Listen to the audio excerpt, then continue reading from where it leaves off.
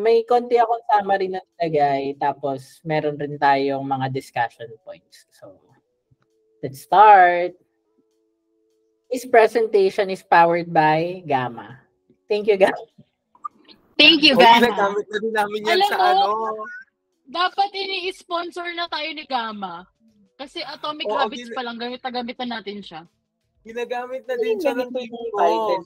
Sa Gamma, parang ewan naman tong Gamma. Anyway, so be proactive. Review of chapter 1 of 7 Habits of Highly Successful People. So, ang unang point dun sa, hindi pa to discussion point so pasadahan ko lang for the benefit ng mga hindi nakapagbasa and mga nagbabasa pa lang. Pero meron tayong mga discussion points later. So, yung proactivity, ito yung mga key takeaways. I'll also send you nga pala yung kasi apparently nasisend pala yung slides from Gamma. So, pwede ko siyang i-share later. Share ko na lang later para kung gusto niyo ng summary, chapter summary.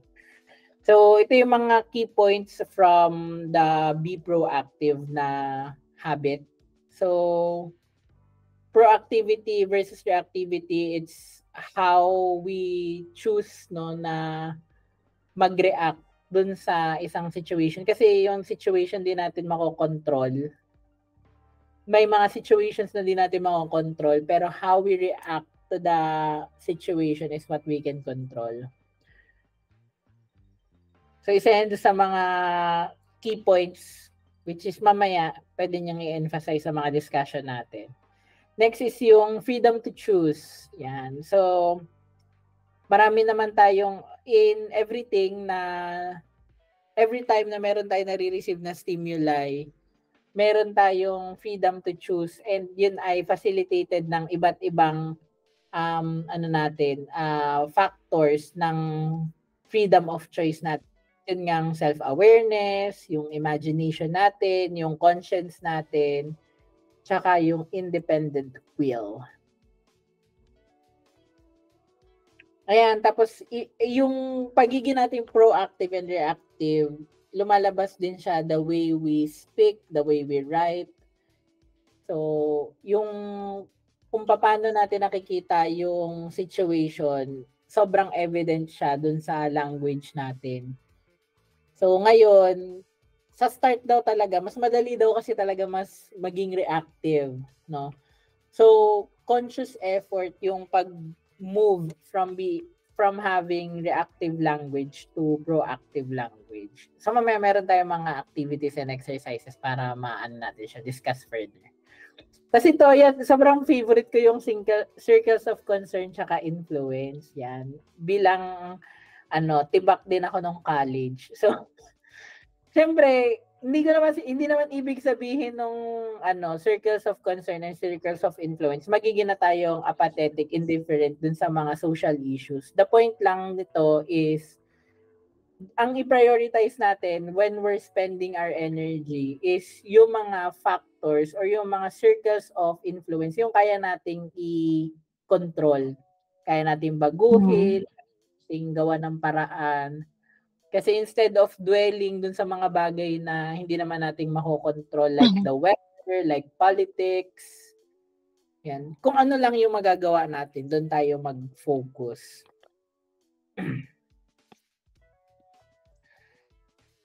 Then, ayun, syempre yung pagtitake ng initiative. So, I think kaya ito yung first point nung mismong libro is because yung the rest ay walang sense kung hindi ka magiging proactive, kung hindi ka magtitake ng initiative.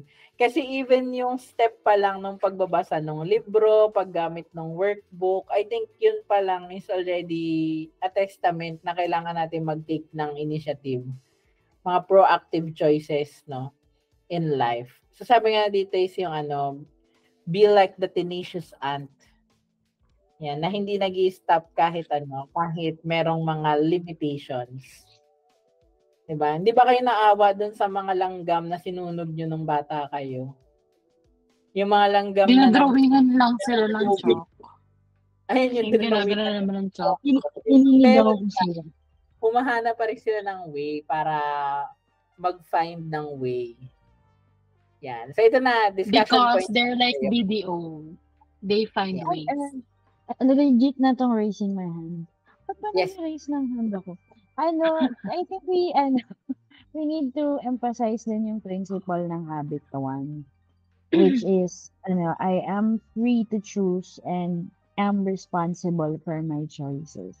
So this is the paradigm that we want to highlight for the habit so that our doing actions natin, yung mga diniscuss na Earl, yun yung lalabas and makikita natin yung result is based on. So, ang mga result would be yung circle of influence natin, yung awareness sa sarili natin, and yung initiative.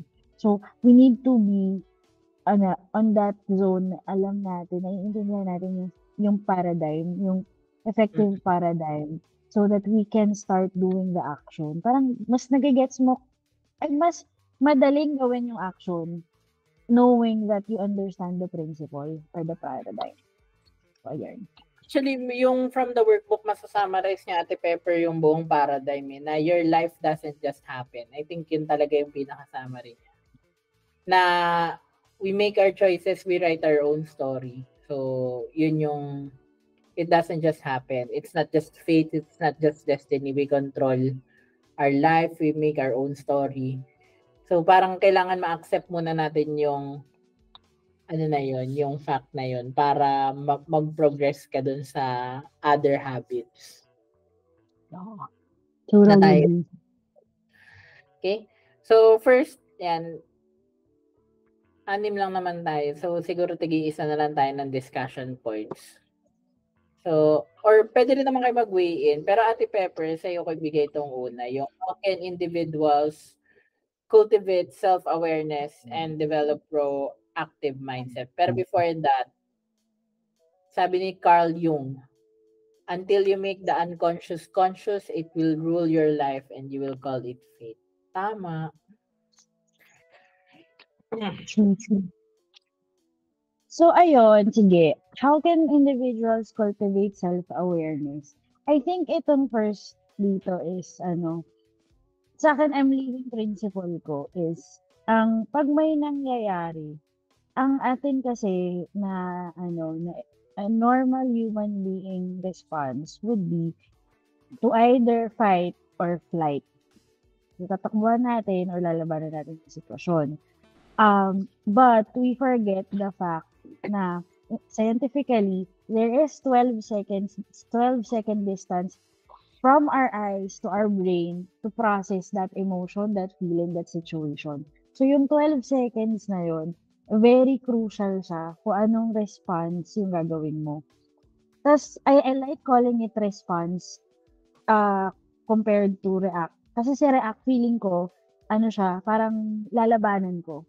I would rather respond to a situation, meaning, logically, isip ko, kung ano yung sasabihin ko, anong i-respond ko dun sa sitwasyon, physically, mentally, and verbally.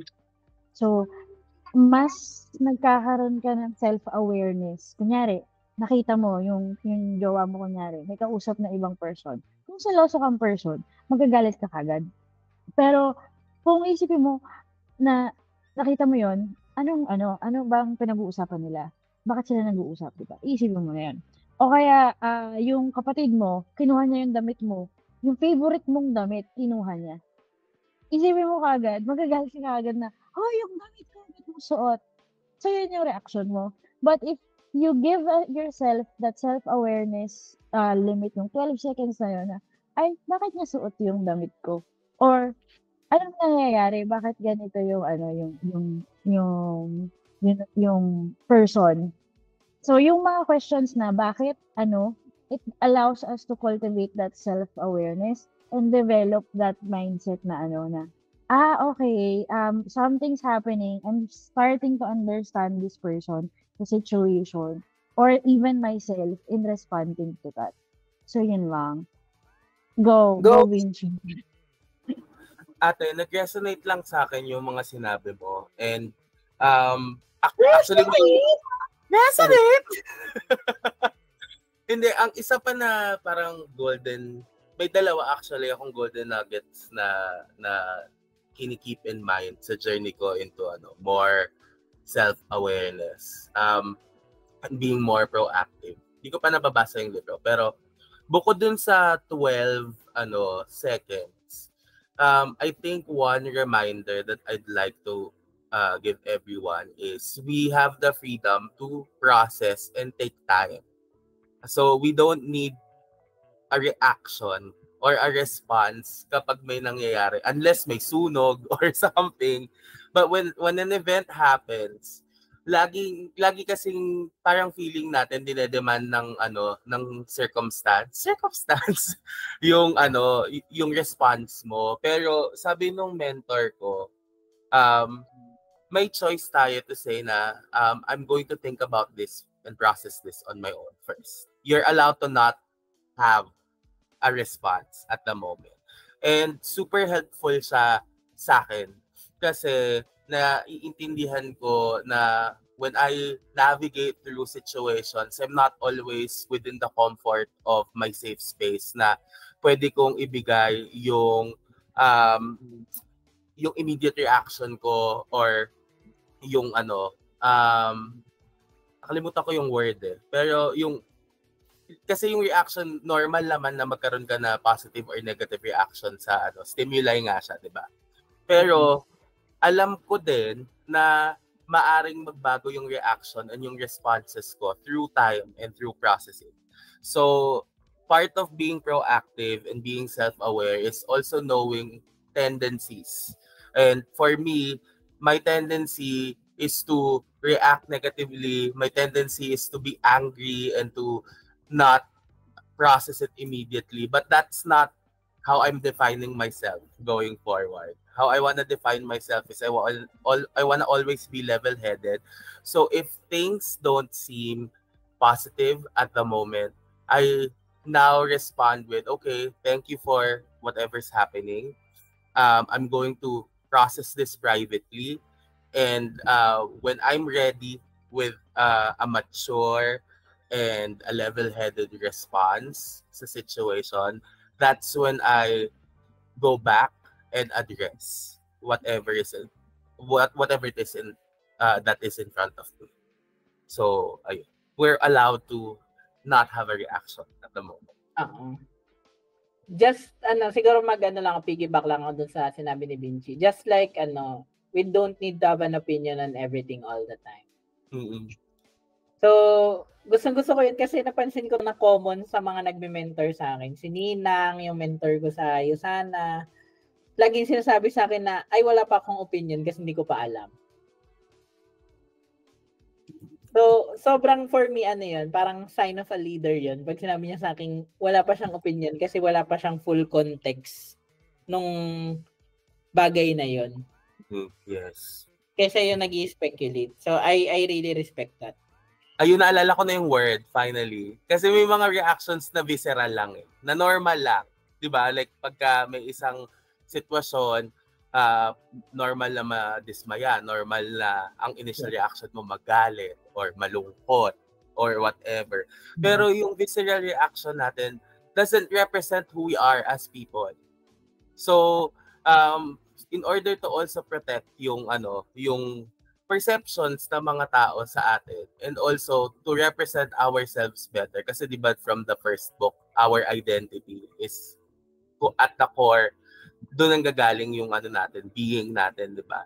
So, yun, you don't have to have an opinion, but you also have to commit into processing whatever it is and then taking action later when you're in the right headspace, in the right perspective.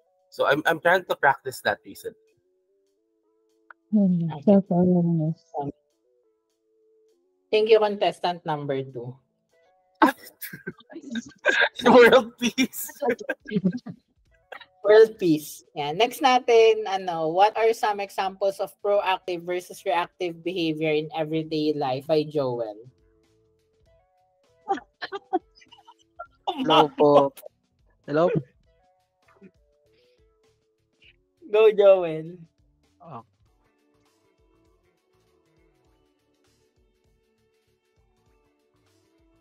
Wala siya. Joel, yung CDR King mo. Joel, ano naman sabi ko sa'yo, huwag kang bumili ng CD. Uy, nakakamiss! Wala na akong CDR King na nakikita. Hello? Ayaw ko na kay Joel. Hello? Hello? Ayan, Ay, Joel. Hello? Yan, nilagyan na namin Ayaw, to. Yan na. sira na ba tong ano ko? Razer ko eh. Grabe naman. Hello? Grabe naman yung flex. Sayang flex. kasi Kuya Vinci. Ay, hawakan ko na lang. Sorry Kuya Earl, paulit nga isa pa beses yung points ko. Hindi nagbago yung What are screen some ko. examples of proactive and Proactive. reactive behavior on an everyday Hindi life? daw nagbago yung screen ni Joel. Proactive. Joel, parang laptop Hello. mo na yung problema. Hello po. Rinig niyo pa po uli ako. Hindi na uli. Ayan. Opo, ayan. naririnig ka na. Example. Rinig ka, Joel. So, proactive ba yung pag-take ng time yung pagiging level-headed? Tama ba? Reactive yung meron kagad either negative or positive say about sa stimuli. Mo, nag-walk out, yung magagalit ka. Tama po ba? Yun yung behaviors in everyday life. Am I correct? Yes, Yun lang po pero sa akin. bakit parang may hugot, Joel? Hindi, Pero kasi nakaka-relate ako doon sa sinabi ni Kuya Vinci at saka ni Ate Pepper. Ang only difference is, hindi ko ugali makipag-head-on. Hindi rin naman pagiging level-headed yung pag-walk out. Pero hindi naman nag-walk out. Pero more likely yung parang step back, pa-process. Pero more likely, kakainin pa rin ako na emotion. So, walk out pa rin yun. So, hindi siya yung... Taray. Paano yung Avoidance workout yung- mo? Ayun, Paano yung avoidance. Lalabas ako. Ay, grabe. Avoidance nga, Kuya Vinci. So, tinatry ko din Alis ka kahit wala kang pamasahe pamasahe. Pa Yung walang plano yun talaga. Pero, yun nga, goal ko din na maging super level-headed na take control ka ng life mo na wala kang paki sa mga stimuli. Grabe, AI yarn. ChatGPT yun Taray, ako. robot. May ChatGPT. Bali, yun lang naman po yung examples ko. Tutuwa ako sa discussion na to. Kasi absent ako na Sunday. So, I feel I let you guys down. Let you guys down? Grabe. Wala akong pake. Nagtampo na Wala kami akong sa'yo, pake. Joel. Wala akong pake sa inyo. Proactive na ako guys sa desisyon. Thank you, Joel. Thank Diba? you kasi wala kang pake sa amin. Iba pala yung pagkakaintindi ng proactive. No, I think we need to clarify lang, Joel, na parang being proactive does not mean that you don't care. And there's a fine line between walking out and communicating to somebody that you need time to process things. So, Parang gusto ko ng podcast na si Vinci tsaka si Joel yung magkasama. Tapos uulitin lang. Kasi second voice lang nila yung isa't isa. Second voice? Isa't isa? Diyan.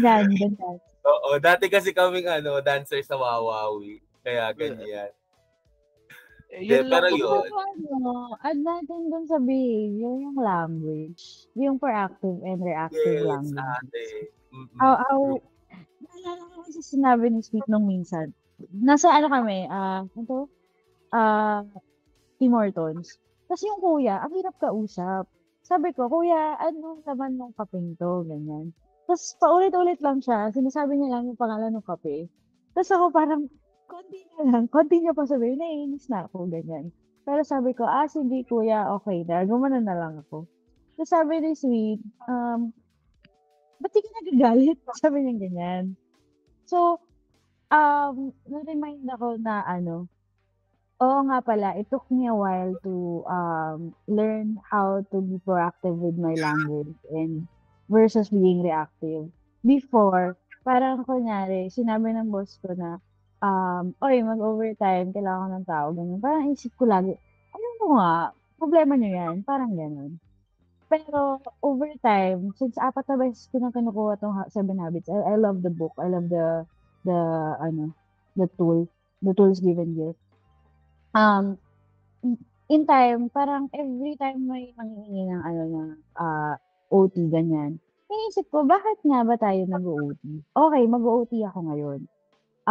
Or mag-overtime ako ngayon. And then, let's figure out how we can resolve it. The reason why we're doing OT is because ganito. So, how do we proceed forward next time. Parang gano'n. So, the proactiveness is there na alamin ko kung paano ko masosolusyonan yung sitwasyon na hindi ako nagagalit, mag-walk away, or sasabihin ko na I can't do it. So, I take time to tell myself, if I'm gonna do that, what can I do? How can I do it? So, yun yung mga proactive behavior and languages that you can use for your everyday life. Yun lang. Yeah, Go well. ahead, Jo. Hello po. So may realization lang po. Well, isa ako doon sa mga yun sa language and all. Wino-work on ko din yun kasi para din ako mala-driver kapag may times na kaya ko i-tolerate pero pag hindi ko kaya i-tolerate, bigla-bigla akong nagra-rapture. Pero self-talk ko kaya. Ako nag-rap. Paano yung rapture? Rapture? Parang pumutok. Ay, pumutok. Hindi, pero para naisip ko lang po kasi yung life of Walter Mitty. As a person kasi, yung kwento is, hindi ko lang kung mako-consider siyang proactive, pero kaya niya i-tolerate lahat ng mga stimuli na around him. Pero it all ends up na parang ang boring nung buhay niya. Hindi ko masasabi na sobrang galing niya, pero yung facade niya sa movie is proactive siya sa lahat. Like, kapag sinabihan siya ng ganito, pinaprocess niya lang, so wala siyang pake. Hindi ko lang kung proactive yun. Pero wala siya reaction. Tapos, proactive ba yun ganun? Dapat ba may process improvement lagi kapag proactive? Pero ang ending ng movie is that mas nag-try siya magpakita ng emotions. Baliktad. Mas nag-try siya maging reactive. Nagpakita siya ng emotions yung dulo. Saya, galit. Tapos, mas nakatulong siya doon sa mental state niya. Anyways, just other side of the coin. Gusto ko lang i-challenge yung idea of being, siguro there's a fine line din na we as humans, we can never be truly perfectly proactive in everything that we do. It's really important pa rin to show your naisip ko. Gusto ko maging sobrang proactive eh. Joel, ibig sabihin ibig sabihin ng proactive is wala kang emosyon. Hindi. Ay, di ba yun? Di ba ganun yun?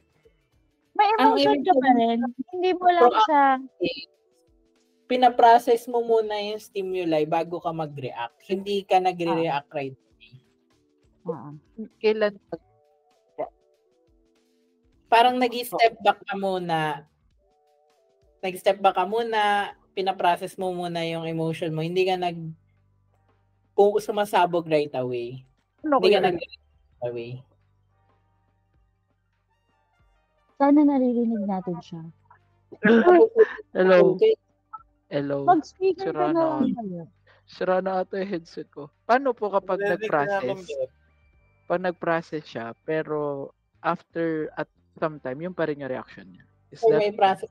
Yun yung ano mo talaga, yun yung na-feel mo. There's nothing wrong with that. Ang point lang niya is, hindi ibig sabihin na mawawalan ka ng emotion, B. Ang point lang is, nag-take ka i-process yung emotion mo, hindi ka nagre-react lang right away. Okay. Gets ko na po. Sorry po, mali pala yung reference ko kanina. Siguro, pagkagan ko yung point ni Ate Pepper about yung sa language. Minsan din kasi, ako naniniwala talaga ako na yung words natin, yun yung nag-shape nung natin, destiny natin. Kasi your words become your thoughts eh. Your thoughts becomes your actions. Diba? And your actions, eventually, yun yung nagiging habit. And pag yung habit na keep mo long enough, that will be your character. So, eventually, yun yung magdidictate ng life mo. Kaya yung pag sinabi mong hindi ko kaya eh. Ganito lang ako eh. Parang nililimit mo yung destiny mo. Nililimit mo yung sarili mo. Instead na, paano ba to gawin? yung simple na framing na yun, ang pina-favorite ko kasi, hindi ko kasi afford, wala akong pera. Instead na tanongin mo yung sarili mo, paano ko ba ma-afford? Yung simple as that. Simple switch na hindi ko pa afford. Yun, pwede rin. Hindi ko pa afford. Okay din yun na framing. Alam mo, naalala ko na naman si Joko, matatapilok na naman siya this week. Hindi kasi parang nagkaroon kami ng instance, parang galing tayo ng Tagaytay noon, team building, tapos pauwi, dumaan kami Hacienda, tapos kasi outlet store ng mga damit, o sapatos, tapos nagbili-bili kami. Tapos pauwi na kami. So, syempre may hall kami, ganyan-ganyan. Tapos sabi niya, natutuwa daw siya kasi looking back, before na nagsa-start siya, feeling niya hindi niya afford bumili ng mga magagandang gamit. Kaya ang lagi niyang pipiliin is yung cheapest, yung pasok sa budget, yung pinaka-practical. Pero parang nagkaroon daw siya bigla ng, nung nasa VC siya, nagkaroon siya ng parang perspective shift sa money. Na hindi niya hinahabol yung money, ina-attract niya yung money. And it's not a thing na hindi ko afford, hindi ko siya dapat bilhin, pero it's a thing na if I want this, I have to work hard for it para makakuha ko siya. Hindi dahil wala akong pera, wala akong savings, hindi siya pasok sa budget ko. Pero kasi parang nagets niya na parang may give and take dun sa money. Parang yung transaction itself, may give and take. So ako, ay, ganda naman ang take mo habang bit-bit namin yung mga pinamili namin sa Senda. Pero yun, natuwa lang kasi naalala kayo sinabi ni Kuya Earl about doon sa nag-talk. Meron pa yung nagsasabi na, wala ganito na talaga ako eh. Di ba may mga na, ito na talaga ako kasi ganito ako pinalaki ng parents ko, ganito kasi kami sa bahay. Parang kinakahon mo yung sarili mo. Parang hindi mo hinahayaan yung sarili mo mag-improve. Fixed versus growth mind. Ayan, Very dyan. So, natapilok na naman po si Joko. But yun lang po. Thank you po. Thank you, Jana. Okay. So, dahil nag-unmute naman na si Ninang, gusto ko sa kanya tong what strategies can help individuals overcome limitations and take initiative in pursuing their goals. Kaya nga ba naman? Pang Miss Universe yung Pero ayusin mo yung sagot mo, Taya. In a world where can help individual in a world where Oh my God! overcome limitations and take initiatives in pursuing their goals. Parang na to? Life coaching. Ganun siya. Overcome limitations and take initiatives. overcome. Go. Meron ka dyan, may mabibigay ka dyan. Wait lang, yung utak ko, tulog pa nag-tune up pa. Wait lang, pinaprocess ko kasi, di ba sabi ko, sobrang happy ako dito sa book na to na ito yung pinili natin kasi nga, alam na natin yung paano mag-form na habits. So the next question, ano na yung mga habits na i-form natin? Alam na natin yung gagawin eh. So, going back lang to the intro, di ba? Ito yung first habit, proactivity. So, going back lang dun sa parang journey na gusto nating ma-achieve. So, the initial position natin is parang, ang starting point natin is dependent tayo. So, ang next goal is maging independent tayo. So, yun yung goal na gusto natin ma-achieve. And the way to do that is to be proactive. So, bakit? For me kasi, ang pagiging proactive is being highly responsible.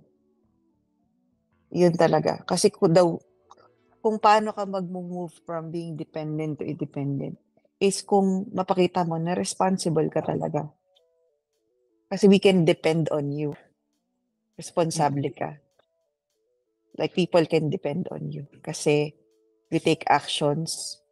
Hindi ka yung mamimiss mo or baka kalimutan mo or hindi mo gagawin irresponsible yun, di ba? So, you take actions. Ginagawa mo na without telling you. Hindi mo kailangan sabihan. Gagawin mo. Even the littlest things. Gagawin mo. Kumbaga, yung mga actions mo, pinag-isipan mo. Hindi lang dahil may nangyaring disaster. Saka ka lang mag-take action. O pag may nasusunog na, saka ka palang gagawa ng action. Or saka mo palang magiging saka ka palang magre-response ng maayos. Gagawin mo na siya even beforehand. You're gonna take action. Even sa littlest things, the everyday na mga task. You take action. And people can depend on you. So maybe sa akin, start with, ito talaga, start with the daily things. The daily things. Start with the daily things. It makes a lot of sense. Sobrang laking, yung fasting ko, my God. Pag daily mo talaga ginagawa, ang laki ng impact. And I think, yun din naman yung sa akin eh. Yung sa skills ko, sa expertise ko, yung daily talaga. Yung daily na pag-show up sa trabaho, yung daily na pag-workshop na pag-iisip, yung daily na consultation with clients. Doon ka talaga maahasa. It's not like a pinnacle moment na, ito na yun. Na-certify ako, naka-receive ako ng certification. Hindi yun. It's a daily thing. So focus on the daily actions that you take. Make sure that you do it in the best of your ability. Kasi it's not just yung sinasabi nyo na nagre-respond ka, you're not responding straight away. But it's also in terms of the quality of your response. And you base that on your values, your ability to decipher kung ano yung tama at mali, kung ano yung importante. So, yun yung kailangan din ma-master. So, aside from taking action, making sure that yung response mo is quality. Nasa taas. Nataas ang kalidad ng response mo. Hindi lang basta ka lang nag-response na walang assessment kung tama ba o mali yung response mo. Pinrases mo, pero mali naman pala yung yung naging response mo, di ba? Hindi ako nag-react agad, pero ang conclusion mo nandun pala sa wrong, wala dun sa right. Di ba? So, yun din, hindi lang siya being aware, but also yung response mo is talagang maganda yung kakalabasan ng mga actions mo. Ayun. So, the goal is really to be independent, reliable, and responsible. Responsible. The ability to respond better each day siguro. Sa akin basta yun, yung daily na ginagawa nyo. Magsimula kayo, hindi ko nyo kailangang mag-isip ng, gagawin ko tong napakagandang yung value na to. Hindi eh. Hindi talaga eh. Kasi nga, it all boils down to the daily things that you do. Daily. Hindi siya yung malalaking bagay. Yung daily. Yun lang. Wait, so ang sinasabi mo, may naalala ko na yung tinatawag nilang transition person. I'm not sure if na-mention siya dun sa binasa nyo sa workbook. But, yun nga, it's like work in progress kind of person. Pero, kasi dun sa book na binasa natin previously, we are trying to break whatever negative habit or hindi naman negative, patterns that we've created in the past. And with the development that we're taking on, we're getting into a better us for the future. So we are like transition persons. Yun ang ating identity right now. I think yun nga din yung parang gusto ko ding i-add sa sinabi ni Ate Enoy na the end doesn't always justify the means. So there's always room for everyone to do better every day through daily actions. And I am a person who believes in multiple opportunities. So kung hindi maganda yung quality ng response mo, that's not how it should define your character. So what do you do going forward? And I think at the crux of it, yun yung proactiveness, yung initiative. It's knowing, self-awareness. Yes, it's knowing yung weaknesses mo, yung opportunities mo. How do you do better? How do you make better judgment calls? And yung independence, I'm going to slightly disagree with you on that point with respect and kindness and love. I'm a more firm believer of interdependentness. Next kasi na yun. Next na level yun. Next na level. Kailangan mo munang maging independent as a person bago maging interdependent. Interdependent. Kailangan, hindi Yeah. ka muna, Sa third part dependent yun sa nung iba. third part ng Habit book. 4. Ah. Mm. Hindi ko pa Third siya part. nababasa. Oh my God. Pero Oo. ang galing. Pero, Ano niya kasi, Vinci, yun naman yung goal nung book by the end, na maging tayong interdependent. Pero ang premise kasi ng book is you cannot have a society or a community na interdependent if meron pang dependent. If hindi pa kayo lahat Yes. independent. Hindi pa kayo That's- independent. Dapat yung individual contribution pa lang is okay na. makes sense. Pero yung sinabi ni Vinci, naalala ko lang dyan hindi ko na maalala kung aling manhwa to na binabasa ko. Pero yung ang point dun is it's not Soul leveling. hindi yung losses mo yung magde-define sa'yo. It's how you get up from those losses. How you parang bring yourself to show up after failing, how you respond to the Your situation, courage. pabangon ulit, paano ka lalaban ulit. Yun yung magde-define sa'yo. And naalala ko rin yung sa continuous improvement side of things naman. Naalala ko yung sobrang beautiful word na-encounter ko, yung Shoshin. Na-encounter mo na ba yun? Parang Anong ibig sabihin spice. nun? Parang maanghang. Parang ganun. Parang maanghang. Yung Shoshin na Gohan Kudasai. openness for continuous growth. Parang lagi kang nasa beginner mindset. Sa Buddhism siya. Yung lagi kang na there's always an opportunity to learn. Kasi dapat ang point kasi sa Buddhism is you're parang a student of life. So dapat yung state mo laging Shoshin na you're not always correct. So pwede kang matuto sa situations no matter how negative or positive that situation is. Meron kang learning from it. Yan. Parang yung logo natin sa UST. Yung continuous learning. Yung umiikot.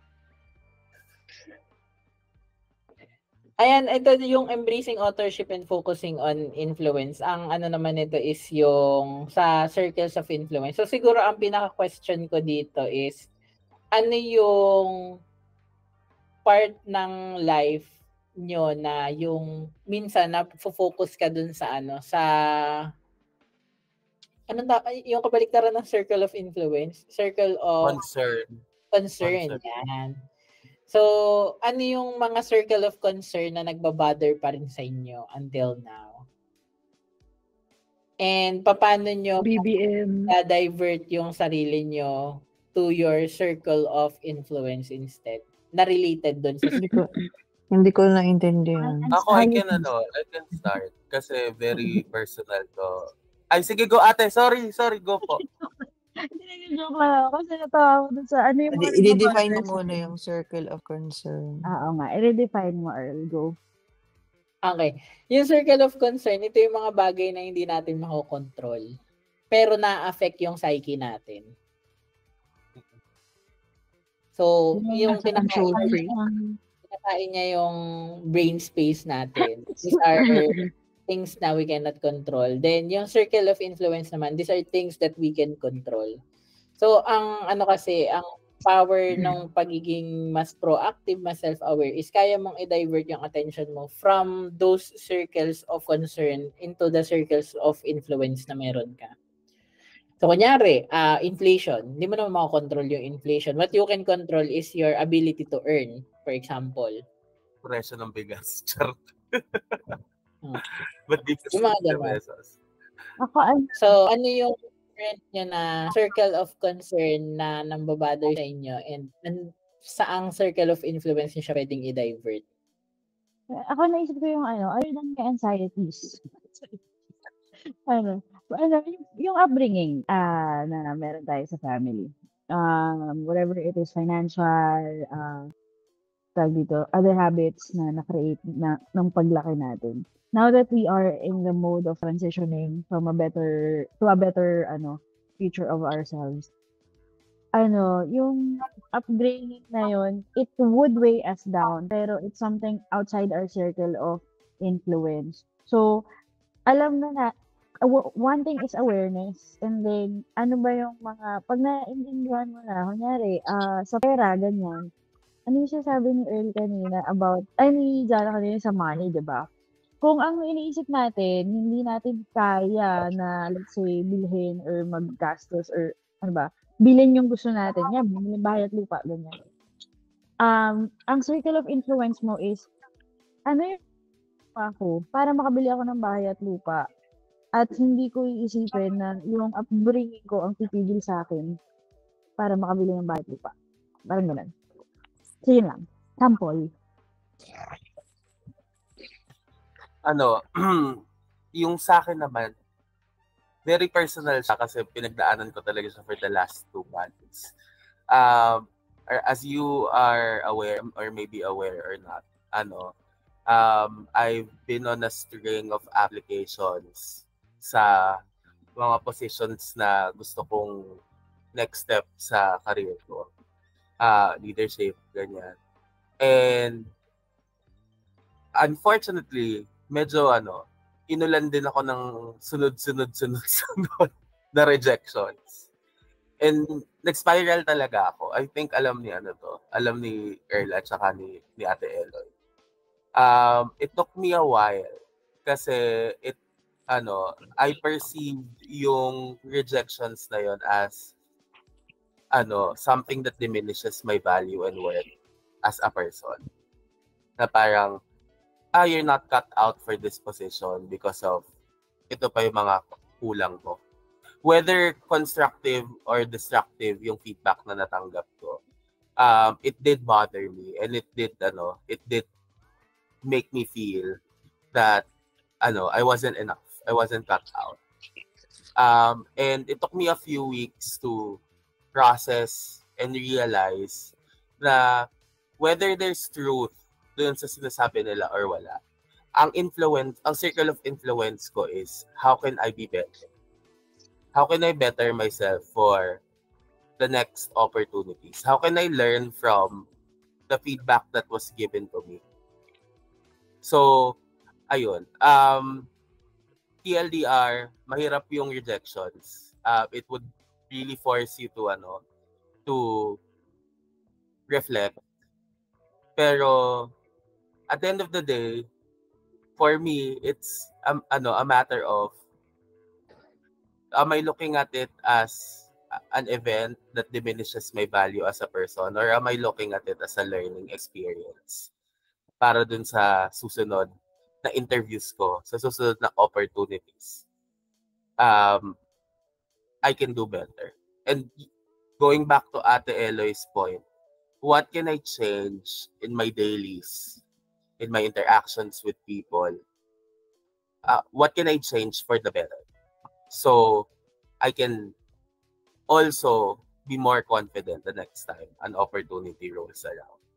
So yun. Nasa transition process pa rin ako. Meron pa rin akong mga moments na, shit, ano bang point nito? Hindi ko naman ito mararating. May mga times na ganun yung self-talk ko. Tapos nakakatch ko naman na, wait lang, hindi to hindi to tama.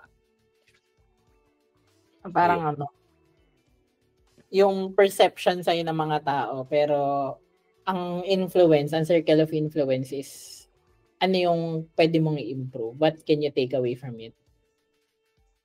Yeah. I like that. Alam mo, naalala ko kasi, Beach, nung nag-apply ako from agent to QA before, nag-apply ako muna ng admin level 2. It was 2012. Tapos na-reject ako. Tapos nag-apply ako sa iba pa, ganyan.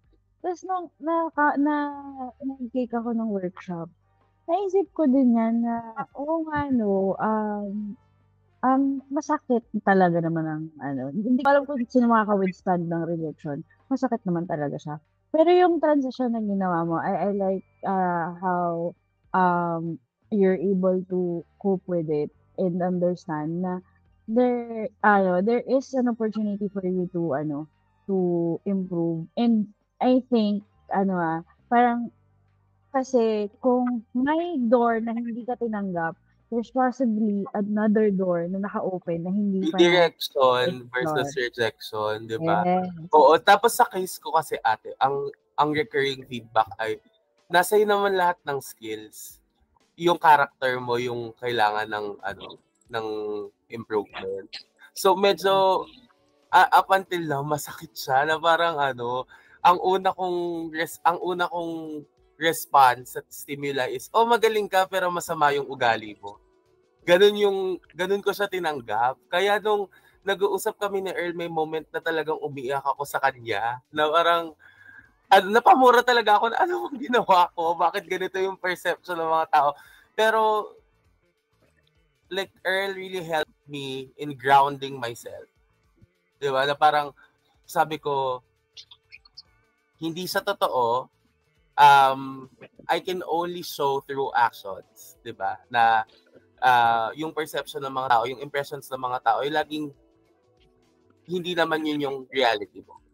So, yun, that's what I'm working on. I'm working on through my actions, proactively showing people that I'm not a bad person. Parang ganon. And at the same time, baka may katotohanan din naman. Baka may mga edge ako as a person na kailangan ko ding smooth out. So, ayun. A suggestion ko, basahin mo yung book ni Carl Jung about, marami siyang magandang book about shadow work, about victim triangle. Kasi, feeling ko shadow sa triangle yun. Ano ka pa sa victim triangle eh. So, you treat yourself as victim all in every situation. And tendency ng mga tao is to oppress you. Kasi that's the identity that you're emanating in a way. Kasi you attract what's inside you, yun din yung nakikita ng ibang tao. So, I think you have to get out of that triangle. And hindi ka victim. You have to take control of your life para, ikaw yung hindi ka authorship na, you take sabi control. ng book. Changing Silent ko pala sa sarili mo yung shadow work. Oo. Yun din yung Kasi usually ganun yung mga overthink parang nagagawa na sila ng the worst case scenario sa utak nila na hindi naman kung minsan, di ba? yun. In pa yung nag-one-on-one kami ni Ari. Parang ang takeaway ko din is, what's your narrative?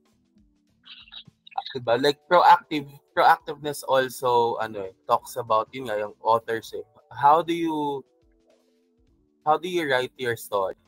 Kasi your narrative sa head mo, it transcends your reality. So if ang narrative ko sa utak ko ay I'm always misunderstood. People are attacking me, etc. Hindi siya magbabago kasi tayo yung nag-weave ng narrative natin. Feed mo lang yun, yung reality na yun.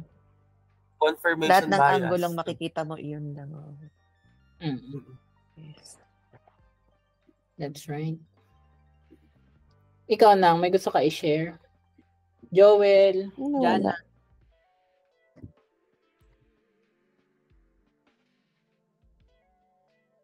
Joel, ayan na nang tama na yung CD acting. Ayan, go. Sa akin, kuya,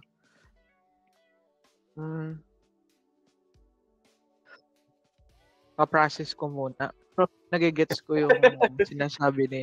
Kasi naman doon ako medyo sa malalim other na kasi side. yung mga vocabulary ni Vinci. Baka in the world.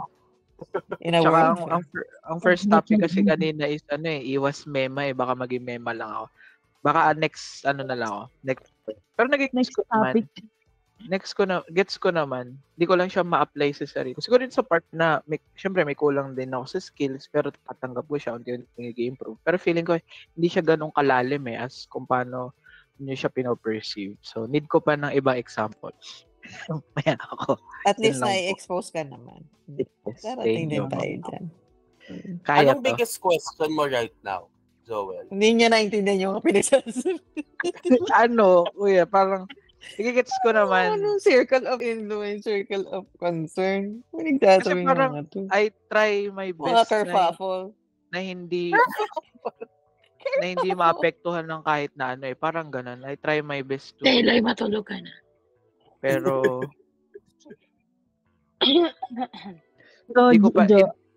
ina-assess ko pa kung ano yung nakakaapekto talaga sa sa psyche na hindi kasi kahit naman sabihin ko may pakialam mo sa politics, deep inside mema lang yun, wala mo talaga akong pake para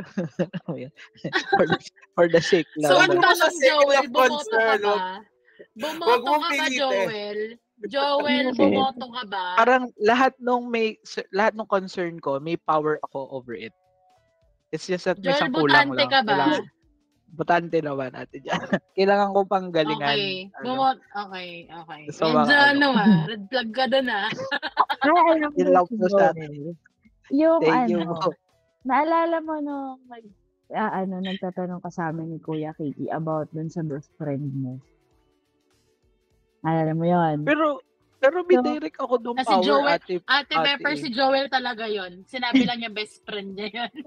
Pero, hindi, Ate Pepper, di ba may Hindi, direct yung ako best friend niya doon? doon nabuntis. ano yung kaya mong makontrol Sabi ko na doon nga sa ba buntis si situation mo? Joel. Doon sa situation na yun ng best friend mo. Kaya mo bang kontrolin yung nararamdaman niya or yung iniisip niya or yung mga response niya sa mga bagay-bagay? Yung sarili ko, kaya wala na ako ng paki sa Hindi, kanya. doon Yun muna, nakuha doon ko sa doon sa kanya muna. usapan natin. Ba siyang kontrolin? Si friend mo? Pero Yung, Joel, bakit mali? Mali ba yun? kaya mo bang kontrolin yung naiisip niya? Hindi. Yung pangarap niya, kaya mo bang? Or Hindi. yung choices niya sa buhay? Hindi. Wala Pero ano akong bang power. control mo? Sarili Doon sa ko. relationship niyo, sarili mo pa din. Di ba? Parang, ang gustong sabihin doon sa circle of influence and circle of control is for that specific situation nga ng friend mo. No? Ang kaya mong kontrolin is how you would understand your friend or how you would respond to your friend with everything na ginagawa niya. So, either sabihin natin kung ang choice mo is wala kang pakialam because hindi mo naman makokontrol or concern ka sa kanya pero hindi mo iinisin yung sarili mo at uubusin mo yung energy mo na ano kasi yun, Ate Pepper, iba yun eh. Medyo, sa totoo lang, tinanong ko lang yung kay Kuya Kiki kasi yung circumstances ay hindi, wala lang pag-usapan at the same time. May ano yan eh. Common ground. May hindi naman mema lang. Pag-usapan nyo, anong favorite number nyo sa electric pan, yung mga ganun. Hindi, I mean, in-open up ko siya kasi gusto ko malaman kung ano reaction ni Kuya Kiki dun sa friend niya. May common friend, may friending nga siya na parang ganun. Paano siya nag-react? Pero hindi, it's not something na kinakain ako alive. Alam mo, hindi siya isang, parang, naisip ko, pero wala. Lang. Para magets mo yung circle of influence at saka circle of concern. Kaya parang Ate Pepper, circle of concern. Parang lahat naman nung iniisip ko ngayon ba, sa work, may power naman ako doon. Hindi ako nakapag-deliver on time. Parang lahat naman ng pinoproblema ko ngayon, sarili ko. Parang, parang wala akong maisip na concern. di ba? Ang power ni Joel ay late delivery. Feeling ko lang, kaya wala kang circle of concern kasi na-overcome mo na siya before. Hindi, Kuya Earl. Mas malaki yung problema ko. Siguro isa. Yung mas malaki yung problema ko sa self. Wala akong time mag-isip sa labas. Parang ganun. May question lang ako. Kaya kontrolin ni Joel. Kasi lang di pa niya lang alam kung paano niya sisimulan. Ganon. Question lang. So, na meron kang circle of concern. Kasi kung aware ka na ang root cause ng mga current mo na problems, challenges is nasa within your influence. Oo.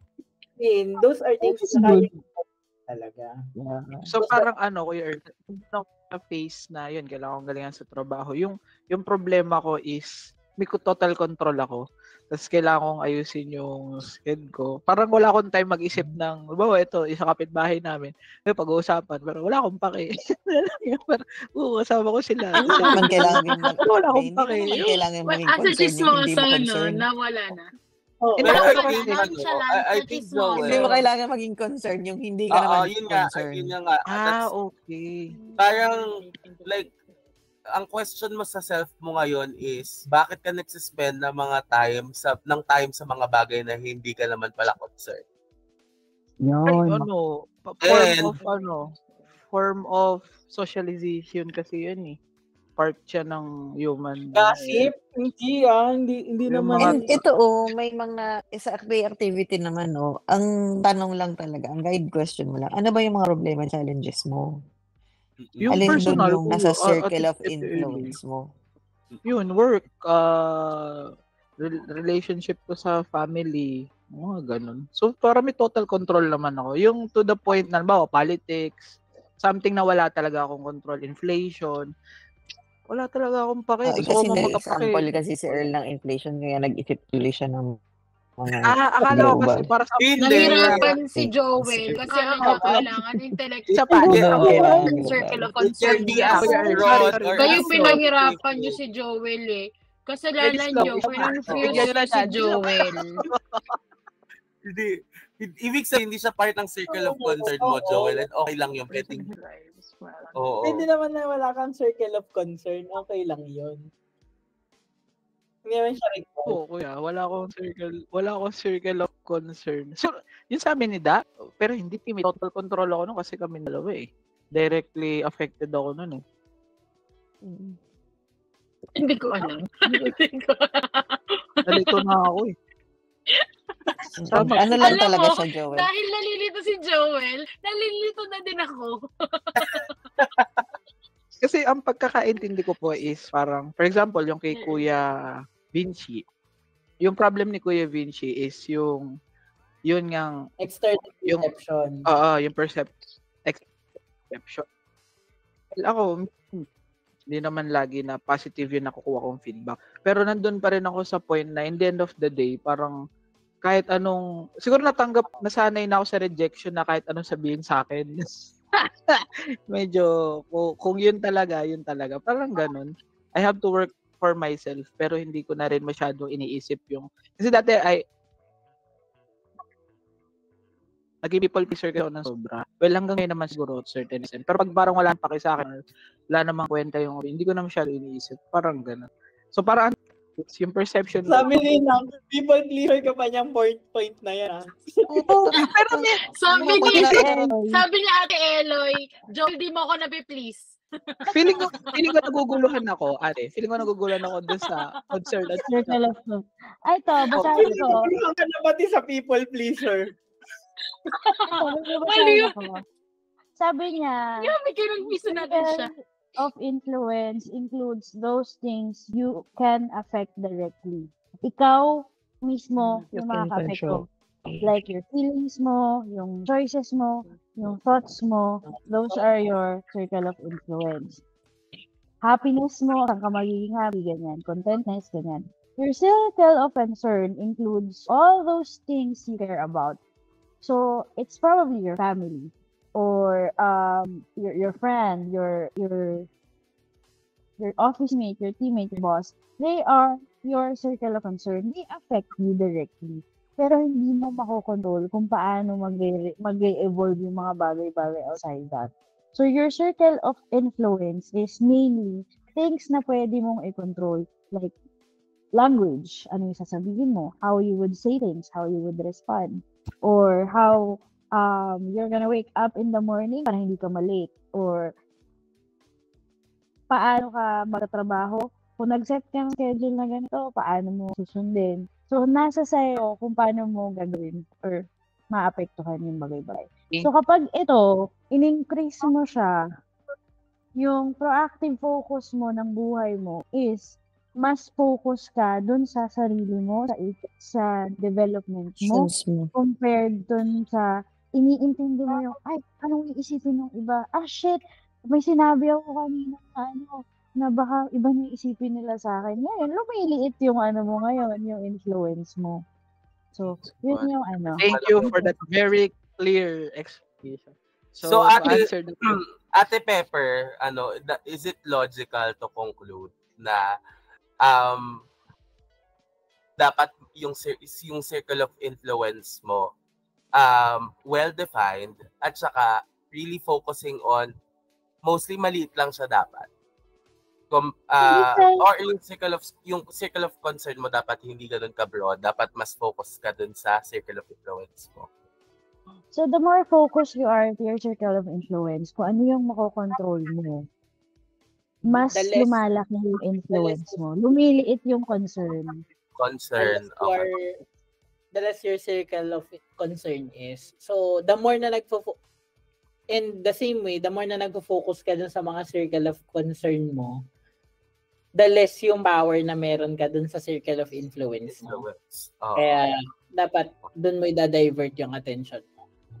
So ang assignment sa iyo ngayon, Joel, is Kunwari ang concern mo, Joel, matanggal ka na sa trabaho. Ano yung circle of influence mo doon? Oo. So, hindi mo yun makokontrol. Bakit gano'n? Magandang example yun. Ganun. Magandang example yun. Hindi ba ako pa rin yun, Ate Eloy? Hindi. So, madami ka. Kung matatanggal Mag-focus ka, ka dun sa influence. Circle Kaya of mong influence. i-influence. Hindi, parang hindi ko naman iniisip na matatanggal ako sa trabaho kasi kayo naman yung lagi nagsasabi na matatanggal ako sa Ang trabaho. tawag doon, Tama naman, di ba? circle of influence. Kasi alam mo, pag binibiro Nakontrol niya ako, niya okay lang. yung narrative niya. Oo, te. kasi hindi. parang, Wait lang. sige, Nagbigay kami ng actual na example, Joel. Dito as a joke Kahit Totoo siya. Ay, totoo siya. hindi kunyari ikaw. Kunyari ako na joke. concern ko na siya ngayon. Ngayon, may circle of concern na si Joel. Concern na Joel. yan. Joel. I-spin ko na yung sinasabi ni Ate Eloy mula ngayon na matatanggal. Kunyari, lahat Yun yung naman director. tayo is may chance matanggal sa trabaho and we cannot control.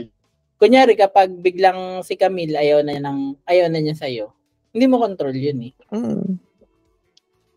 Kunyari, tanggalin ka ng VC, hindi mo rin control yun. Pero, the way you show up sa work, yung work ethics na meron ka, yung quality ng work na dinideliver mo, yun yung kaya mong kontrolin.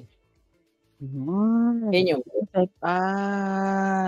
Edi tama si Ate Pepper at Kuya Earl na parang yung example sa friend ko, iniisip ko siya. Pero dahil nga, yung parang ang pinaka... Hindi naman namin alam yung context ng friend mo eh. So, ang pinaka-concern ko doon is bakit siya ganun. Pero ang kaya ko nga control ang self ko. Kaya hindi naman siya nawalan pa kay totally. Pero ito iniisip. Parang ganun. I just take it as it is. Hindi ko siya kayang kontrolin. Yun eh. Tama na ba? Yun yung influence ko. Sarili ko. hindi nga namin alam yung context ng kaibigan para to have an opinion on it. Chismis na yung pag-kinuwento ko sa inyo. Chismis na yung pag-kinuwento ko sa inyo. Bahin mo na lang Yun yung circle of concern ko. Ang point niya Joel, yung circle of concern ko. Gusto kong ang chumismis. point niya is, gumamit ka ng example na mas may context kami. For example, Para ayun, for Ayaw example, mo chismis. yung binibiro ako ni Ate Eloy na matatanggal. Whether it's Hindi biro correct, yung seryoso yung usapan natin. whether it's true or not, parang wala na akong pake doon. All I can do is to improve myself. Gusto ko Iba, sorry, mali yung word na walang pakialam. Kasi yung ibig sabihin na walang pakialam, indifferent eh. So, wag mong gamitin yung word na walang pakialam. Kasi ate, kung mag-iikot... Ay, nawawala ka, Joel. Ako pa nawala siya. Hindi, yung ano niya. Yung indifference kasi, wala kang nararamdaman. Parang wala ka nang pakialam. Wala ka nang nararamdaman. Kung ano mang mangyari, wala kang pakialam. Iba kasi yung walang pakialam. Ate, naalala mo lang si Joko. Pa kasi yun. Yung sa akin kasi, di ba sinabi siya sa akin, I know na may meaning yun. Pero kung magdedwell ako dun, sa ko lang mag-i-improve. So, most of the work that I show you, it's up to you kung to-interpret kung nag-i-improve ako. Hindi. Pero kung sinabi mo na wala akong pake, bakit ako nag-i-improve? Bakit ko i-work everyday kung wala akong pake, diba? Kasi baka ma-misconstrued yung sabihin mo na, wala na akong pakialam. Parang wala ka nang gagawin kasi yung meaning. Parang gano'n. Pero, may ginagawa nga ako, ate. Whether you do it as a joke sabihin, may pakialam ka. May pakialam ka. Oo. Kasi ang term kasi kanina, Joel, is wala ka nang pakialam. Ibig sabihin is... So, ang takeaway dito, Joel, is babalik tayo dun sa authorship. Paano mo ba siya ini-interpret? Ang goal ko doon is mabago siya. Ate, words ko. Ibig sabihin, may pake ka nga. Hindi ko wala alam ko. Okay. Gets. Ang kulit nito eh. It's important na magkaroon tayo ng pakialam sa isa't isa at sa mga sarili natin. Yes, bro. Okay. And dahil at paalis na rin kami. Sorry. Basta wag mong gamitin lang sa yung wala kang pakialam. It means na wala na siyang value sa'yo eh. Wala ka nang pakialam. It means you still value it, but you're gonna do something about it later. doesn't let you affect you, parang gano'n. It doesn't let it affect you. Hindi ako naapektuhan, pero I will work on it. Pero may pake ako dito, so I will Kasi parang work on ang nangyari doon, ate, is natanggap ko yung fall ko. Mali nga yung term na walang pake. Pero tama nga, ang term doon is I accepted it and I'll just work on it. Yun yung pinaka-appropriate. Parang ganun, bigyan ka ng context sa relationship. Good Wala ka job, ng pake Joel. doon sa tao. Kahit anong gawin niya, wala nang epekto sa'yo. Yun yung ibig sabihin ng wala pake. So, may paki ako, pero minimize na lang yung impact sa akin ng words. Kasi, Yeah, nagalit sa'yo. Wala ka ng pake. Kahit magalit siya, wala kang pake. Wala ka nang ibig sabihin, hindi ka lang nagpapa-apekto dun sa galit niya. Kumbaga, ayusin mo yung sarili mo. Ganun. Iba yung indifference. That's dangerous. Kunyari, dun sa friend mo, may paki ka pa na naman sa kanya. Kung gusto mo magkaroon ng paki sa kanya. Ang ano lang is yung situation nyo, hindi magsastop for you to grow or for you, kunyari, kukonect ka pa rin sa kanya nang wala kang galit. Yung mga ganun. so parang, Pero may pakialam ka, concerned ka sa kanya, tulungan mo pa rin siya, ganun. But it wouldn't weigh your friendship. Parang ganun. Ayun lang. po, sa clarification. Sobrang, ang hirap. Sino ba tong friend mo? Baka si Joko na naman to. Grabe naman. Feeling ko, si Hindi Joel naman. talaga, nagkukunwari lang siya. Na friend niya. Kilala naman nila ko yun. Ako, sorry, I have to go na. Happy Thank you birthday. po. Enjoy your day. Happy birthday, Kuya Earl! Thank Enjoy you your po. day, enjoy your week, enjoy your May weekend, assignment na enjoy lang the ako circles. kasi ano rin to, related din to dun sa topic ni Jana next week. So, di ba, alam na natin na kailangan natin maging proactive, kailangan natin magkaroon ng initiative.